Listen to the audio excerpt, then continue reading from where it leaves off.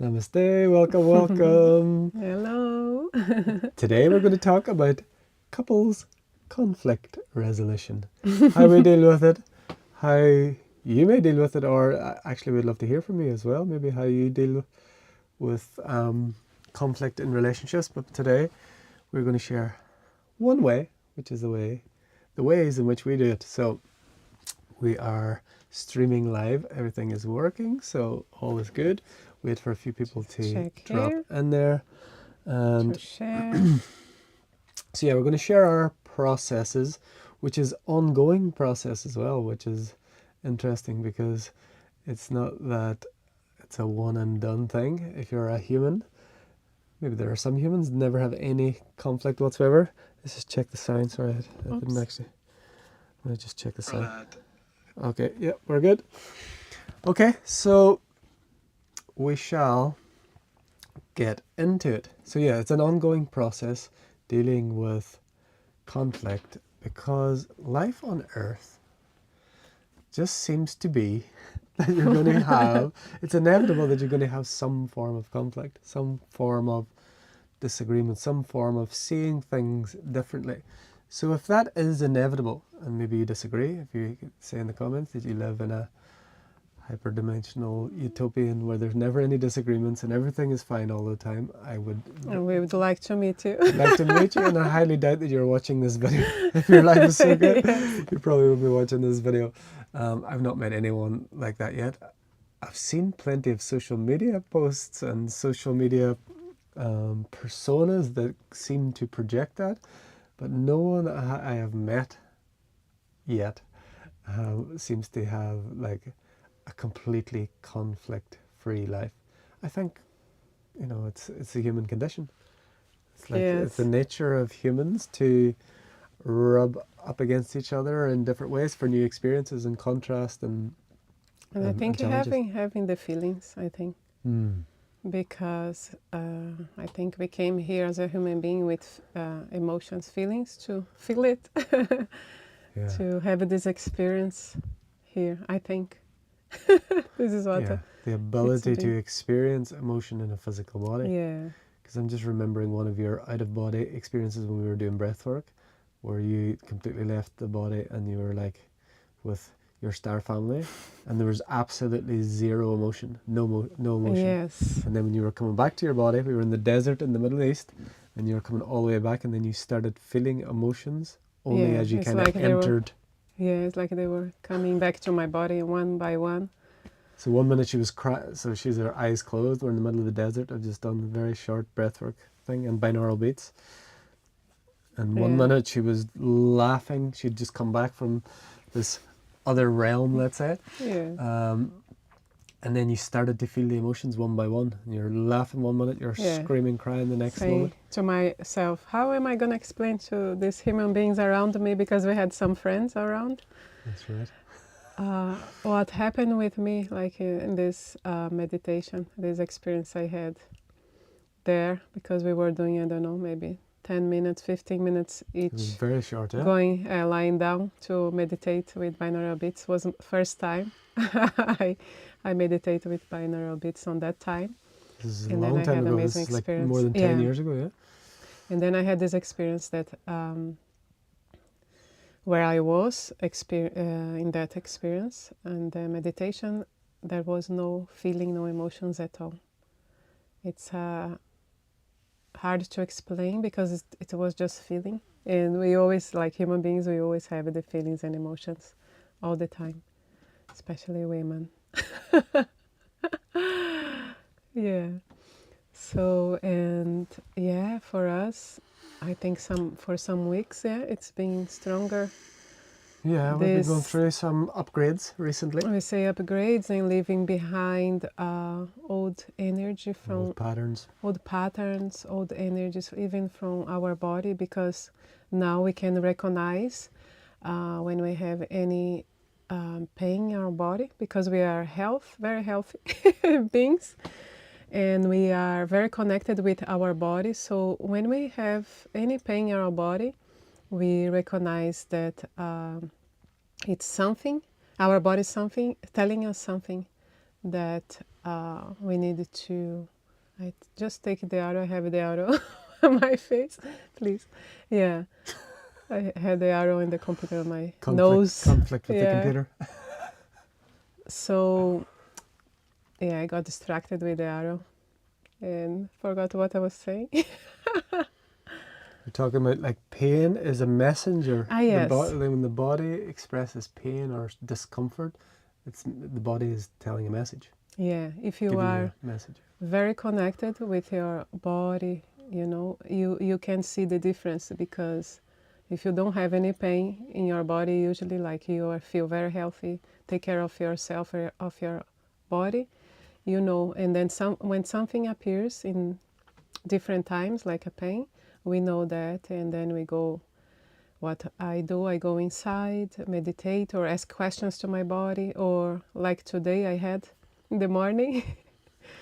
And it was exactly when Martin was coming to say good morning, and I was like, oh my God, like, and then At crazy o'clock in the morning. yes, and then I lie down and meditate to relax each muscle of my body, because I had some pain, like cold. I was feeling cold on my shoulders, very cold, and I had blankets and blankets on me, but I knew it was my body saying something to me, and then I relax, meditate, breath, and let go. Heat it up a little bit, our home as well. And yeah, we had this book we call the Orange Bible as well, that helped me to read through, to see what I'm not seeing at the moment, and what I have to see in myself, and release, be open, and allow what's coming for me in this moment of my life. So I would like to go for the first step, and I think it's the most challenging step for everyone in every conflict, in every interaction, in every experience in all of life, that everyone and all of life is you, reflected back to you, and every conflict is a part of you that is not so fun to see. Taking 100% responsibility that no matter what happens, it is a part of me being shown to me. So the one caveat that I always share with this, I believe this is 100% what is, one perspective on infinite potential. The only caveat that I would say that is, taking full responsibility, is when it comes to the case of like physical violence and abuse. You don't stay in a place where there's literal physical violence, or mental or emotional violence. I would say, this is just my perspective. You take full responsibility, but when your body is being abused, or you're experiencing violence, or you're experiencing some form of, attack, sometimes mental attacks can feel like physical. That's the one caveat that I would say is, like, we always want and offer this idea of taking 100% responsibility, but that doesn't mean staying in an abusive or violent space while taking responsibility and blaming yourself or something along those lines. But that would be the first step. With that little caveat, it's important to say that we take 100% responsibility, that everything that is appearing as me, not at me or to me. And this can be if we start with that, then it automatically gives us an opportunity to choose or to respond. When we start from the victim mode, when we start from the he said, she said, when we start from they did this or they didn't do that, then we're instantly disempowered. We instantly have nothing that we can do. There's outer circumstances, supposedly, are affecting us in a way that we have absolutely no choice in. So for our first step is, and not to say that we get there instantly, of course we don't, we're very human, but I would say more and more, it's quicker and quicker. Yes, more and more is quicker. And this morning, I was like, something I said to Elise triggered, like literally she just woke up, it was like 5 in the morning, and I said something that triggered her, and I didn't know this until later, because she did the work right away. But so but I was out for the morning. She only told me when she come back, because I don't know. Yeah, you talked about the feminine and how you're very connected with feelings. Lisa also is quite a master at times of hiding her feelings. She's quite Not because I want, not because I want. It's sometimes. something that, it happens because, even Angelo, you doesn't know, and sometimes even me, I just feel that thing inside, and then I find out. But more and more, like you said, it's becoming quicker. Yeah.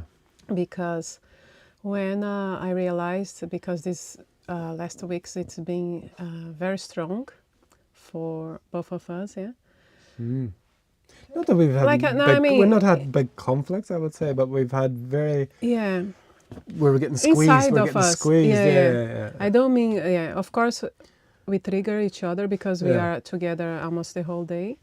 And I know, that it's just a mirror. He's showing to me what I have to go inside and see what's happening, and he knows as well.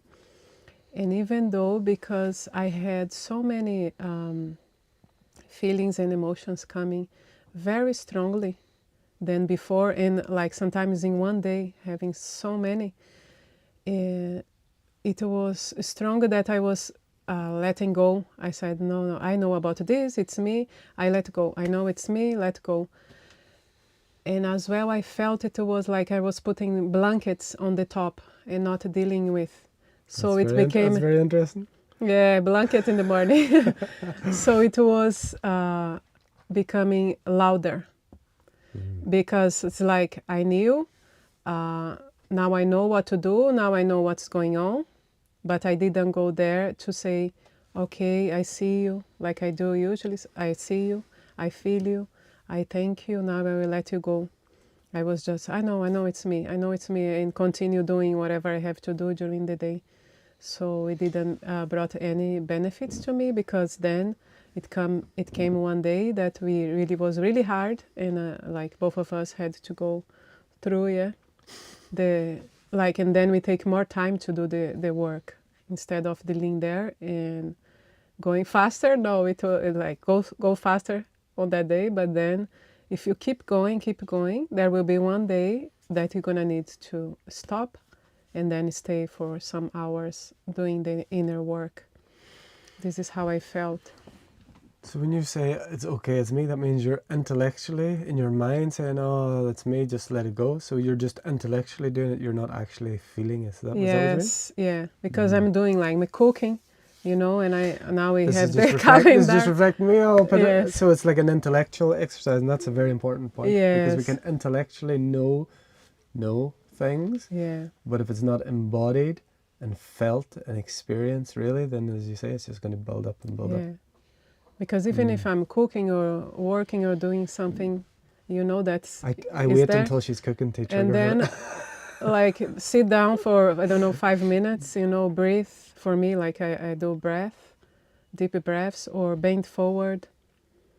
And these past weeks I haven't done. And before I was doing like, okay, I got triggered, I acknowledge, I feel it, and then I let go. And then I do these exercises for the body. The breath and bending forward, or going for a walk as well, because it helps with the nervous system, that we know it's everything in our body. Then I felt in my body. That's the thing. So if we feel that, we have to get some 3 minutes breath. For me, bending forward helps because the blood goes up and relax me, and then I know what to do. And sometimes when I could, but this is maybe more kind of a master for me, when I was zooming out from the situation. I could, like... While it's happening. Yes. This is like literally while it's happening. This week, some days ago, like I was feeling good, doing so many things, supermarket, I cook, like feeling good. And then at the end of the day, I had some triggers, but very small ones, and leave it, let go. And then I think in the evening, I remember you and Angelo, why you didn't leave this here? Why this is like that? And then I The was, both of us oh just my God. picked, well, unknowingly, it's totally unconscious as well. Like, Yeah, because they tapping my field, and we give what you the I'm gift that feeling. you're wanting, Yeah. but you don't know Whoever yet. is gonna tapping my field is gonna show to me. Mm. And both of them, they are here in my field most of the time. So they showed to me this, like in less than 1 minute, 4 things. We were pointing out things that you hadn't done or Yes, did instead quote of wrong. saying or not saying anything. I don't mind if they don't say. I don't need, but just asking me, can I put this in this place next time because it's easier for me, or This is very yeah, this is like minor, small totally things. minor things. This is not Why the like, bike is on the floor or small things. yeah, it's not like. But it was life. 4, like less than 1 minute, that I was like feeling so good, and they're telling those things for me. It triggers me something, but straight away I managed to zoom out. It's like I could see all the movie, like it was like a movie. And then we went to wash the dishes together. I told him, and I said, so I could be in the gap, like he was saying. He got a message about the gap. This time I could do it, like, and it was so easy. I wish it could be like this always. Yeah, so it was a big win for me. I will talk about those that thing about the gap a little bit later, but I like to talk about 2 ways that way I don't do this well, and it's like your intellectual thing. Oh, it's just me. Okay, I'll let it go. It's like it's all up here. Yeah. One of my tendencies, like I suppose it could be a spiritual bypassing, is whenever, let's say, something comes up, and somehow at least will get triggered, and she'll tell me my instantaneous. So this is like this idea of 100% responsibility. My instantaneous thing is, oh, that's some. So she gets triggered, and her saying to me triggers something in me. What my spiritual bypass will be, okay, that's something. No, that's something you need to deal with. No, just right away. It's true, but is that how you deal in relationships when someone's triggered, if someone's charged? Just saying, that's my bypass. Oh, that's something you need to deal with yourself. And that's definitely a way that I see that I spiritually bypass. Going to, again, the intellectual and deep truth is like everything is always about ourselves. But in the moment when someone's hurting, someone's feeling something, is that the best way to deal with it? Definitely not. That's one of the things that I do. And then the other point I want to pick up is where you're talking about zooming out. It's like, it seems like a theme here. So there's a very huge difference in avoidance and what's that other, there's another word. It's like psychological word where they talk, like you just really detach yourself, you numb yourself from the circumstance. Yeah. That's very different. That's like an intellectual numbing or it's not detaching. There's another word for this. Maybe someone in the comments will know the word. Freezing? No, not freezing. Freezing is at the moment. In psychology, there's talk about like you really detach. You remove yourself psychologically. So what you're talking about when you zoom out, you're not detaching yourself. You're not numbing yourself from the circumstance by like no. Yeah. It's a learned experience in childhood. When you experience trauma, is like you have to get out of your body. It's a very common one to really, I can't think of the word. There is a word. Go get the word, please. But the basic idea is you're numbing yourself to the experience. You're trying to not feel what you're feeling. You don't want, it's too overwhelming, it's too painful. So you really remove yourself. So that would be a mental version of what you're talking about. You're zooming out. You're staying with what's the feelings. You're observing, noticing what's happened, but you're not detaching. Like, no, I wasn't attached and not detached. Katrina got the word. Thank you, Katrina. Perfect. Disassociate. That's exactly it. Yeah. Disassociate. That's exactly the one. So you disassociate like this. Again, that's the mental version of, it's just something, I'll leave it. No.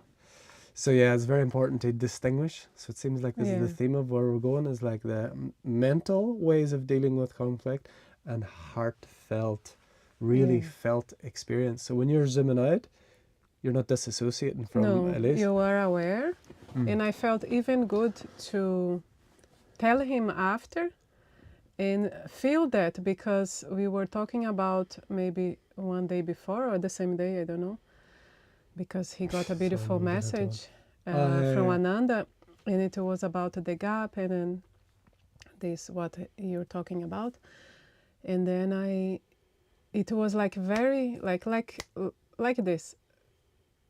I was observing them doing, and like, okay, what's happening here? It's like just happening, like a movie, something like a movie in front of me, and didn't trigger me. Even if I could feel like, oh, it's happening, it didn't trigger me anything. But when we de-associate, I've done this, I think, my whole life, and find something else to make you happy instead of feeling the triggers or going deeper to your triggers. It was totally different, and very like I felt freedom, because I could just observe and continue my movie with them, like without any how to say, any feeling, negative feeling about them saying this to me. So it was just like, okay, that's good.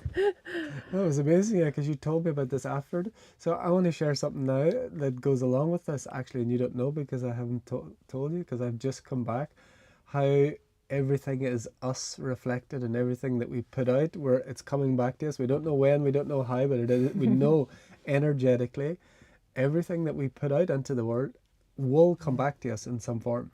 So Elise told us, like, so many times, and I know we both talk about it, we do the service of triggering each other in so unconscious ways sometimes. Like, we have no idea why we do a certain thing or say a certain thing, and it's just the perfect way to bring up something to me, something to her.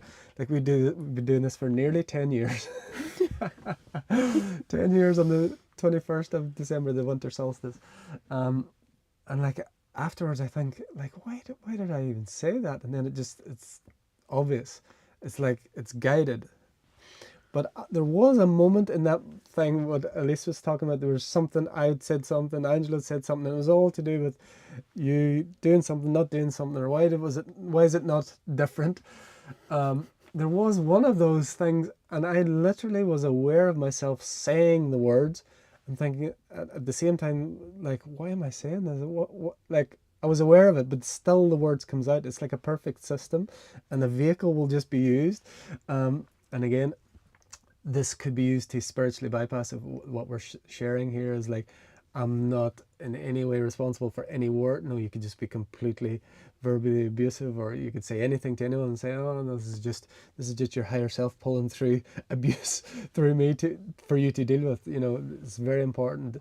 It's like a very subtle, nuanced mastery, heartfelt experience. But I was aware of one of those, whatever the thing was, I can't remember. And I was, why am I even saying this? It was just perfect for her. But anyway, so that was about like doing things or not doing things. So I went to the gym today, and there's one, we do a lot for each other trigger wise. I get very few out in the world, but there's one guy that works in the gym, and so many times he plays this role for me of telling me I'm doing something wrong. And I was just thinking about it, was so funny. So the same guy, over multiple times, I got really angry one time when it was with Angelo. I took Angelo, and it was a whole other story. It really triggered me one time. But the same guy today telling me that I was doing something wrong. Not actually something you do in the gym, like workout, but being in a certain place in a certain way. So he appeared for me today, I didn't get to tell you, to tell me, you can't do this, you can't be like this in here. So exactly the same thing, how it comes back. And the funny part of it was, I had to apologize to this guy one time because I got really triggered, and I really like went off on him because Angela was there. But today, I'll tell the story because it sounds too weird if I don't. So what happened was, there's a sauna, and they hadn't turned on the sauna, and this guy's apparently his responsibility to do it. And I went just in my shorts, to go and ask if it was going to be put on or not. And he said, "Oh, this is the guy." So then he said to me, "You can't be here like this." This is like always. He's done so many times. Someone in shorts. He says, "You can't be here like this." And this day, like you, I just completely ignored what he said. I just completely ignored what he said. I didn't feel triggered. Like I'm sat in my shorts. I'm just waiting for the sauna. And then he goes in. I feel like this is my perspective. He feels like someone. No, he in his childhood he was it was something very regimented, and he had to get things right. And if he got things wrong, he was punished. So what happened was his colleague got him, and then he came, and it was he had done the wrong. He'd forgot to put on the sauna, and he was so apologizing to me and said, "Oh, I'm sorry. This should have been on an hour ago." And for me, it didn't matter at all. So it was really good that I had this experience with him. There's this guy that really triggers me a lot, just the little boy in me being told what to do or you're doing wrong. So he did this. I didn't feel anything. And then he had done the wrong thing. There's no wrong. But then he was so apologetic. He said, "Oh, I'm so sorry. This should have been on an hour ago. Is it okay?" And, it won't take long. I said, "It's fine. It's all good. No worries." So that, again, came full circle for me, but also worked well. So, yeah, it feels like this theme is like it's the mental ways of dealing with conflict, which probably most of us do, at least some of the time, and then the real embodied feeling and knowing that this is a part of me. What is this showing to me? And again, my mental spiritual bypass is like, if you jump straight there, especially if you're talking about someone else, if I'm doing that mental thing and I'm talking about myself, then that's a different thing. No, like I'm triggered about something. If I straight away, instead of reacting, this is what the message from our guides was talking about. If I respond by saying to myself, I feel triggered. Okay, this is trying to show me something straight away. Then it's embodied about myself. It's when we point to someone else. So Lisa gets triggered. She tells me something, and I say, "Oh, that's something you have to deal with. Oh, you just need to deal. You just need to find out what that is." I've done that many times. I know I've done it this week, and that is not in any way, helpful. It doesn't work, and it's not genuine. It's a trigger response from me, because I'm triggered that you're saying that you're triggered. No, that I've hurt you in some way, or that I've affected you negatively. So my spiritual bypass for reaction, not response, reaction is, "Oh, you just need to deal with that." Again, it's like subtle, because it's true, but is that the way to resolve a conflict? Is that the way to deal with what's going on? Is that the way to, instead of feeling, why do I feel the need to say that, instead of just hearing, instead of just saying, "Oh, okay, you're," it's not fixing or trying to make it better, but just hearing, just saying, "Okay, I hear you." Yes. It's very rare that we get into like apologies and stuff now. It doesn't feel, I remember we do a little bit, but there's a lot less feeling that we need to apologize for things. Doesn't it? When it's very strong, we do, but when we see it's just small things, we just go and do our inner work. But even when it's like saying, like I'm acting in a way that I wouldn't, or I don't always, it doesn't feel this, I'm sorry, like the words. It's like the embodied experience speaks far louder than "I'm sorry." Yeah, because the "I'm sorry." It's been so, we've just been drummed into us as a child to say it. It's like if you say it doesn't mean what you're saying or feeling. It's embodied. It feels more like, I don't know, fake. Yeah. So you can say "I'm sorry" and not mean anything, and not have experienced anything, not embodied anything. Yeah. So I'll share a little bit about this. It's very long, but I'll share the basic concept of what's some minutes only. Is about the gap. So our beautiful guides, non-physical guides, Ananda gave me a message the other day, and it's about being in this gap, not a disassociated gap, not a resistance gap, not being removed from the circumstance. Is like response comes, stimulus comes, trigger comes, experience comes, someone cuts you off in traffic, someone shouts at you, someone appears that resembles someone that you were afraid of 40 years ago, but it's just this person, this is what they talked about as well, is that to be in the gap, to be in this conscious gap where stimulus can appear and you don't go into automatic reaction, what I've just talked about there. You know, you not automatically react in a way that comes from your own trauma or trigger or defensive mechanism. You're able to be in the gap where you're able to choose to respond.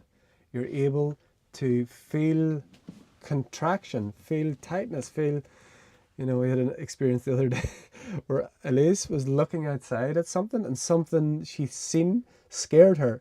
And I'm not looking at this. It was amazing how it worked because we were talking. We were talking about this stuff, and this is how the nervous system. This is work that we're going to do in our community, like how our nervous system responds to threats and the appearance of threats, or even perceived threats that are absolutely not threatening at all. And imagine events and real events, it responds exactly the same way. If your nervous system thinks there is a threat or it looks like a threat, it reacts in the same way. So Elise was facing me, looking at something behind me, and something scared her. But it was something she thought was going to happen scared her. And her face, she got a scare, like I think it was Angelo was going to fall or something. You thought he was going to fall? What was it? Hit the When he hit the car? Yeah. Okay. With the bike. Something, you know, child things, parent things. And I saw, this happened in a split second. I saw in her face this experience of fear, or like this afraid face. And instantly I got this feeling in my chest, like, you know, like kind of something get in your stomach, like cold. I got fear feeling by seeing her face in fear, not by actually something happening. And it was a perfect example how the nervous system sees something that it perceives as scary. Nothing happened. You just thought it was going to happen, and because I was able to, or my nervous system reacts so quickly. And this is something that I talked about in that guidance, is that the nervous system reacts to perceived threats so quickly that it seems like scary things happen, I feel scared. Scary person appears, I feel scared. You know, words from that being I don't like equals fit not in my stomach. Those things happen so quickly, it looks like it's happening to us. But actually, we are choosing those states of being. We just choose it so quickly that we don't even know. And the gap is about the ability to choose a state of being regardless of stimulus, regardless of trigger, regardless of the trauma, so that we choose to meet the world within a state of being that we're actually choosing consciously. So they talked about the reaction is unconscious choice, response is conscious choice. And we can begin to take command of our nervous system in this way by being in this gap. And I just described all the ways before in this call how I didn't do that. That's so funny because when I received these messages, the second after I received them, I completely forget, because Elise was able to tell me stuff and I'd forgotten everything about it. That's the mastery of the human forgetting. So yeah, we're near wow, 33 minutes. So yeah, well, sum it up. It seems to be the theme. We just knew we were going to talk about conflict. It seems to be clear that it was like there's mental ways, endless mental ways to deal with conflict that always end up in mental results, which are not beneficial. And then there's embodied, heartfelt ways of dealing with conflict or challenges that really lead to growth, expansion, possibility, potential. Yes. Because we can think as well that something is not working in that moment, and because we are resisting that moment, you know, but everything is working, everything is for us. Everything through us. Yeah. Everything is always for our highest good. It doesn't always seem that way, it doesn't always feel that way, but I have yet to see anything that hasn't eventually is undefeated, eventually been shown to be beneficial. Yeah, so this has been our conflict resolution, mind, heart. We didn't know that theme beforehand. So this is the kind of things that we do on a day-to-day basis that we've been doing for close to, wow, less than a month now. Our 10-year anniversary being the winter solstice. We met on winter solstice 2015. We've been doing this for close to 10 years now. And this is the kind of things that we're going to guide people. We have been guiding people on, but we're really guided to work with couples, Yes. particularly couples in this, in these things. But these, of course, they're universal principles. This can be in a conversation you have with your boss, your children, any of these things, taking command of your nervous system, heartfelt ways, embodied ways of dealing with conflict, which is inevitable. And, the last part of it is like, we're live streaming on social media platforms. I don't know about you, but if you're watching, like, when you go onto social media, like I said yesterday, it's anti-social media. Like, these platforms are, I can't not say it. It's like they're being weaponized. They're really being used to get you in a state of conflict, a state of discomfort. There's very little connection with the people that you're supposed to be connected with. There's loads of things that that don't seem related to what you search, and of course there's lots of advertising and all of that. That's what their business model is. I really felt, and we have been called to create a new space, a dynamic social space where we can still be connected with those we love and resonate with in a digital way across the world, but that's completely removed from all of this drama. Like, there's enough drama. This is what we talk about as well. We have enough drama in our little Trinity and just life to have not to have to watch news and to deal with the drama. Like, we have, life gives us plenty of things to deal with. So we've created this platform. We're calling it our Heart Leader Social, or I don't know what we're calling it. Anyway, it's very, very new. Only yesterday we were getting a couple of people to join, but there we've got all the best bits of social media without all of the drama, and we want to create a real sacred space with sacred structure, so that it's a space where we can go as a haven, as where we can go to connect, but also to up level. And we're going to, our courses, our calls, to work with us, we're going to have everything on there, but really having a space, a social space where we can connect. So if you're interested in that, send us a comment here or send us a private message. You can join. It's completely free, and we've got that set up. We're in the process of setting up, so we're like soft launching it now at the moment to iron out any sort of kinks and technical things and stuff like that. But it's good. So anything you want to share before? I think you shared everything. Yeah. At the moment. You've got a call for women next month. When is it? Yeah. No, for mothers. For mothers. For mothers on the 4th of December. I have a call for mothers. Yeah. So it's there as well. That'll be in that community. Yeah. I will post today. We were working on that yesterday, and I didn't post, but today I will post. And yeah, if any mothers want to join, just send a message and I will send the link. So it's about reclaiming their identity after becoming a mother. Yes. So we can go back to our essence as a woman, not just mother or wife. Yeah, and go deep inside to explore that together. And so in this platform, we have it set up now where there's an open space like would be on these social media platforms, but we've also got private spaces for men only, for women only, and we're going to have an elder space as well for the wisdom keepers who have been around the planet for a lot longer, and there is ideas for more coming as well. Yes. So let us know if you're interested. I will be starting the brother sphere. So we're taking the idea of like circle, women's circle, men's circle, and taking it into the multi-dimensional spheres. So the brother sphere, the sister sphere, the elder sphere, and more to come. So let us know if you're interested. And that call's on the 4th of December. I'll have my first brother sphere call in December. Haven't set the date as yet. But yeah, I think we're good.